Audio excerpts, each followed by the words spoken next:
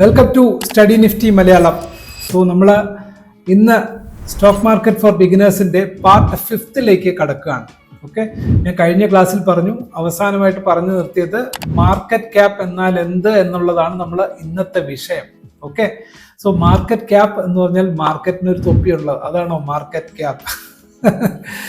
Market cap എന്ന് പറഞ്ഞാൽ capping എന്ന് പറയുമ്പോൾ അവിടെ എന്തോ ഒരു സംഭവം എന്താ വെച്ചാൽ അടച്ചു വെക്കുന്നു എന്നുള്ളൊരു പ്രതീതിയും ഉണ്ട് അല്ലേ? സിമ്പിളാണ്. സ്റ്റോക്ക് മാർക്കറ്റിൽ ഒരു സ്റ്റോക്കിന്റെ പ്രൈസ് എത്രയായിരിക്കാം? പലതരത്തിലുള്ള പ്രൈസസ് ഉണ്ടാവും അല്ലേ? അത് കമ്പനിയുടെ പേരനുസരിച്ചിട്ട് നമുക്ക് കാണാൻ കഴിയും. റിലയൻസിന്റെ ഒരു വിലയുണ്ടാവും, ICICIക്ക് ഒരു വില, HDFCക്ക് ഒരു വില, ജ്യോതി ലാബിന് ഒരു വില.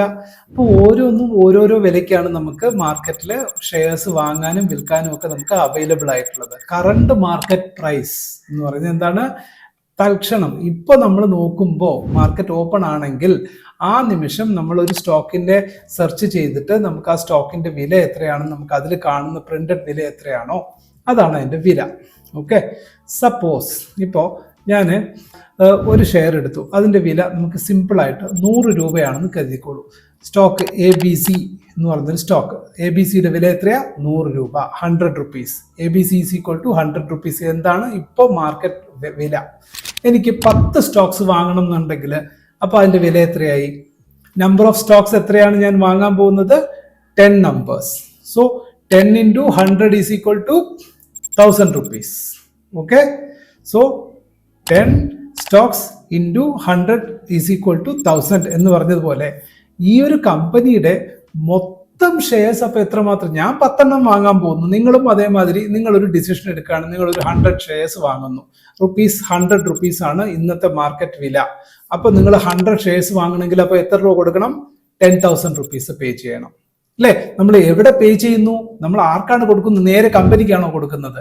അല്ല, നമ്മൾ ആർക്കാണ് കൊടുക്കുന്നത്? ഷെയർ മാർക്കറ്റിലാണ് നമ്മൾ ആ ഒരു പ്രൈസ് നമ്മൾ അവിടെ എന്ത് ചെയ്ത് നമ്മൾ ഷെയർ മാർക്കറ്റിലേക്ക് നമ്മൾ ഡെപ്പോസിറ്റ് ചെയ്യുന്നത്. ഷെയർ മാർക്കറ്റിനുള്ളിലായിക്കാൻ എത്ര രൂപയാണ് ഒരു ഷെയറിന്റെ നമ്പർ ഓഫ് ഷെയർസ് അനുസരിച്ച്. അപ്പോൾ അങ്ങനെയാണെങ്കിൽ ഇപ്പോൾ ഓരോരോ കമ്പനീസിന് മൊത്തം എത്ര ഷെയർസ് ഉണ്ടാവും? ഒരുപാട് കമ്പനീസിന് ഡിഫറെൻറ്റ് നമ്പേഴ്സ് ഓഫ് ഷെയർസ് ഉണ്ടാവും. കോടിക്കണക്കിന് ഷെയർസ് ആയിരിക്കും പല കമ്പനീസും മൊത്തം ഷെയർസ് പ്ലോട്ട് ചെയ്തിരിക്കുക.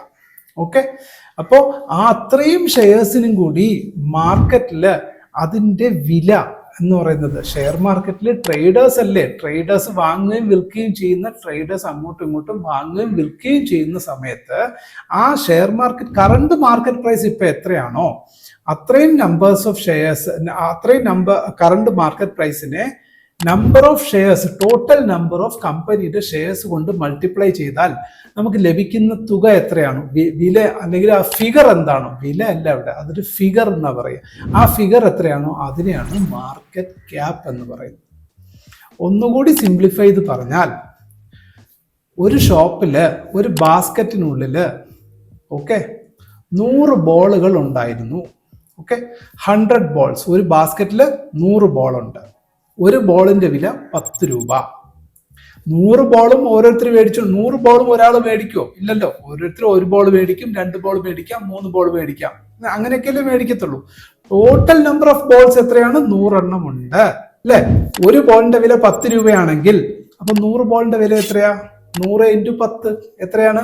1000 രൂപ.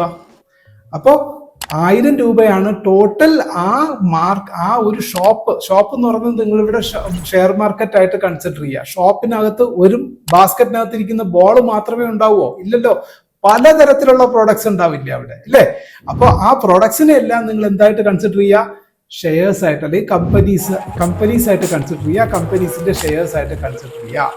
സ്റ്റോക്ക് മാർക്കറ്റിനകത്ത് അതേമാതിരി ബാസ്ക്കറ്റിനകത്ത് ഇരിക്കുന്ന ബോൾസിനെ നിങ്ങൾ എന്തായിട്ട് കണക്കാക്കുക? ഒരു കമ്പനിയുടെ ടോട്ടൽ ഷെയർസ് ആയിട്ട് കണക്കാക്കുക. എത്ര എളുപ്പമായിട്ട് ഇപ്പം മനസ്സിലാക്കാൻ പറ്റുന്നുണ്ട് അല്ലേ? അപ്പൊ ആ ഒരു കമ്പനിയുടെ ഷെയർസ് എത്ര എണ്ണം ഉണ്ടായിരുന്നു? 100 എണ്ണം ഉണ്ടായിരുന്നു. ഒരു ഷെയറിന്റെ വില എത്രയാ? 10 രൂപ. അങ്ങനെയാണെങ്കിൽ ടോട്ടൽ ആ ഒരു മാർക്കറ്റിനകത്തിരിക്കുന്ന ടോട്ടൽ പ്രോഡക്ട്സിനകത്തും ആ ഒരു ബാസ്ക്കറ്റിനകത്തിരിക്കുന്ന ബോൾസ്, 100 ബോൾസിന്റെ ക്യാപ്പിംഗ് എത്രയാണ്, അല്ലെങ്കിൽ വർത്ത് എത്രയാണ്? ഷെയർ മാർക്കറ്റിനകത്ത് എത്രയാണ്? 100 numbers into 10 is equal to 1000 rupees. അതിനെയാണ് മാർക്കറ്റ് ക്യാപ്പ് എന്ന് പറയുന്നത്. അങ്ങനെയാണെങ്കിൽ ഷെയർ മാർക്കറ്റിൽ ഇപ്പോൾ ഓരോ ഷെയർസ് സിമ്പിളായിട്ട് പറഞ്ഞാൽ കമ്പനീസിന്റെ shares total number of shares അവർ എത്രയായിട്ടാണോ ഡിവൈഡ് ചെയ്തിരിക്കുന്നത്, ഒരു കമ്പനിയെ മുറിച്ച് ലക്ഷക്കണക്കിന് കോടിക്കണക്കിന്, ലക്ഷമൊന്നും അല്ല കേട്ടോ, സപ്പോസ് ഒരു ഇൻട്രസ്റ്റിംഗ് ഫാക്ട് പറയാം. റിലയൻസിന്റെ ഷെയർസ് ഉദ്ദേശം എത്ര ഷെയർസ് കാണുന്നതാണ് നിങ്ങൾക്ക് ഒരു ഗസ്സിങ് ചെയ്യാൻ പറ്റുമോ? റിലയൻസിന്റെ total shares, number of shares എത്രയായിരിക്കും? ഇതിന്റെ കണക്ക് ശരിയാണെങ്കിൽ, കൃത്യം ഓർമ്മയില്ല, നമുക്ക് നോക്കാം. ഏതാണ്ട് 1500 കോടി എന്തോ ആണ്, 1500 കോടി ഷെയർസ് ആണ് മാർക്കറ്റിൽ അവൈലബിൾ ആയിട്ടുള്ളത്. അപ്പോൾ റിലയൻസിന്റെ മാർക്കറ്റ് ക്യാപ്പ് എന്ന് പറഞ്ഞാൽ എത്രയായിരിക്കണം? 1500 കോടി ഷെയർ ഉണ്ടെങ്കിൽ 1500 കോടി മൾട്ടിപ്ലൈഡ് ബൈ ഒരു ഷെയറിന്റെ വില എത്രയാ, അത്രയും ഇൻറ്റു ഡാഷ്. അപ്പൊ അത് എത്ര വരുമോ അതിനെയാണ് മാർക്കറ്റ് ക്യാപ്പ് എന്ന് പറയുന്നത്. ഐഡിയ ക്ലിയർ ആയില്ലേ? ഓക്കെ, നമുക്ക് ഒന്ന് രണ്ട് സ്റ്റോക്സിനെയും കൂടി നമുക്ക് എന്താണ് മാർക്കറ്റ് ക്യാപ്പ് എന്നുള്ളത് കൃത്യമായിട്ടുള്ള number of shares plus current market price അല്ലെങ്കിൽ ഇപ്പോഴത്തെ മാർക്കറ്റ് പ്രൈസ് വെച്ചിട്ട് എത്ര വരും എന്നുള്ളതിന്റെ ഫിഗർ നമുക്കിവിടെ നോക്കാം. Okay, let's begin. സി, നിങ്ങൾ ഇവിടെ നോക്കൂ. ഇവിടെ നമ്മൾ എന്താ കാണുന്നത്? നമുക്ക് എല്ലാവർക്കും പരിചിതമായിട്ടുള്ള റിലയൻസ് എന്ന് പറയുന്ന സ്റ്റോക്ക് തന്നെ എടുക്കാം. റിലയൻസിന്റെ നമ്മൾ പറഞ്ഞു ഒരു ബോളിന്റെ വില 10 രൂപ എന്ന് പറയുന്നത് പോലെ ഇന്നത്തെ മാർക്കറ്റ് വില എത്രയാണോ അതാണ് ആ ഒരു ബോളിന്റെ വില 10 എങ്കിൽ റിലയൻസിന്റെ വില എത്രയാണ്? ഒരു ഷെയറിന്റെ വില എത്രയാണ്? ഇവിടെ കൊടുത്തിട്ടുണ്ട്. Reliance limited 1 share is equal to 1558 രൂപ, 1558. ഓക്കെ, ഇതിന് നമ്മൾ പ്രൊജക്ട് ചെയ്ത് കാണിക്കണം. ഓക്കെ, 1558. സോ ഈ വില എന്ന് പറയുന്നത് ഒരു ഷെയറിനാണ്. അപ്പൊ മാർക്കറ്റ് ക്യാപ്പ് അറിയണമെങ്കിൽ നമുക്ക് എന്ത് വേണം? ടോട്ടൽ നമ്പർ ഓഫ് റിലയൻസിന്റെ ഷെയർ എത്രയാണെന്ന് അറിയണം അല്ലെ? നേരെ താഴെ വരും. ഇവിടെ നോക്കൂ, നമ്പർ ഓഫ് ഈക്വിറ്റി ഷെയർസ് എത്ര എഴുതിയിരിക്കുന്നു? 1353 കോടി ഷെയർസ് ഉണ്ട്. എത്രയാണ്? 1353 കോടി. സിമ്പിൾ മാത്തമാറ്റിക്സ് അറിയുന്നവർക്ക് ഇനി ഞാൻ പറഞ്ഞു തരേണ്ട കാര്യമില്ല. അപ്പൊ 1353 ഇൻറ്റു എത്ര വെച്ച് നമ്മൾ ഒരു ഷെയറിന്റെ വില എത്രയാ? 1558 കോടിയായിട്ടാകുമ്പോൾ നിങ്ങൾ ടൈപ്പ് ചെയ്യാനൊന്നും നിൽക്കണ്ട, ബുദ്ധിമുട്ട് വലിയ പ്രയാസമാണ്. ആ ഫിഗർ ഇവിടെ കൊടുത്തിട്ടുണ്ട്. ഇതേ നോക്കൂ, മാർക്കറ്റ് ക്യാപ്പ് എത്രയാണ്? 21,820,00,000 കോടി. 21,820,000 കോടിയാണ് റിലയൻസിന്റെ മാർക്കറ്റ് ക്യാപ്പ്. ഓക്കെ, ഇപ്പൊ മനസ്സിലായോ മാർക്കറ്റ് ക്യാപ്പ് എന്ന് പറഞ്ഞാൽ എന്താണെന്ന്? ഇതിനർത്ഥം എന്താണ്? റിലയൻസിന്റെ മൂല്യമാണോ മാർക്കറ്റ് ക്യാപ്പ്? റിലയൻസ് കമ്പനി ഇത്രയും വലിയ കമ്പനി, ഇത്രയും ആസ്തിയുള്ള കമ്പനിയാണെന്നാണോ ധാരണ? ആണെങ്കിൽ കമന്റ് ചെയ്യണം കേട്ടോ, തീർച്ചയായിട്ടും. ഇതിപ്പോ നമ്മൾ പഠിച്ചത് മാർക്കറ്റ് ക്യാപ്പ് എന്നാൽ എന്താണെന്നാണ്. സിമ്പിളായിട്ട് നിങ്ങൾ 1 by 1 ആയിട്ട് തന്നെ പഠിച്ചു പോകാം. നമ്മൾ ഡീറ്റെയിൽ ആയിട്ട് വലിയ ലെങ്തി ആയിട്ടുള്ള വീഡിയോ ഒന്നും എടുക്കണ്ട, 1 by 1 ആയിട്ട് പഠിച്ചു പോകാം. നിങ്ങൾ ഇതിൽ കമന്റ് ചെയ്യേണ്ടുന്നത്, ഞാൻ നിങ്ങളോട് ചോദിക്കുന്ന ഒരൊറ്റ ചോദ്യമാണ്. ഇത്രയും മൂല്യമുള്ള സ്റ്റോക്കാണ്, ഇത്രയും റിലയൻസിന്റെ മൂല്യം എന്ന് പറയുന്നത് ഇത്രയാണോ എന്നുള്ളത്, 21 ലക്ഷം കോടിയാണോ അതിൻ്റെ ആസ്തി എന്നുള്ളത് നിങ്ങൾ കമന്റ് ചെയ്യാം കേട്ടോ.